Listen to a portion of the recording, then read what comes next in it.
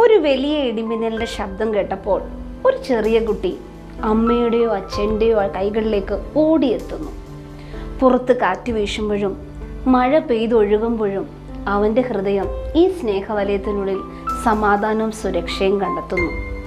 ഇതേപോലെയാണ് സങ്കീർത്തനം 31:19 നമ്മോട് പറയുന്നത്: നിന്റെ ഭക്തന്മാർക്ക് വേണ്ടി നീ സംഗ്രഹിച്ചതും നിന്നിൽ ആശ്രയിക്കുന്നവർക്ക് വേണ്ടി മനുഷ്യപുത്രന്മാർ കാണുകെ നീ പ്രവർത്തിച്ചതുമായ നിന്റെ നന്മ എത്ര വലിയതാകുന്നു. ദൈവം നമുക്കായി വലിയ അനുഗ്രഹങ്ങൾ ഒരുക്കിയിരിക്കുന്നു. അവൻ നമ്മുടെ കണ്ണീരുകൾ കാണുന്നു, നമ്മുടെ പ്രാർത്ഥനകൾ കേൾക്കുന്നു, അത് മനസ്സിലാക്കുന്നു. ചിലപ്പോൾ അവൻ്റെ കരുതലും അനുഗ്രഹങ്ങളും നമുക്ക് ഉടൻ കാണാനാകില്ല. പക്ഷേ അവൻ അവസാനവും ഏറ്റവും മികച്ചതുമായ പദ്ധതികൾ ദൈവം നമുക്കായി ഒരുക്കിക്കൊണ്ടിരിക്കുന്നു. വിശ്വാസത്തിൽ ദൈവത്തിൽ അഭയം തേടുമ്പോൾ അവൻ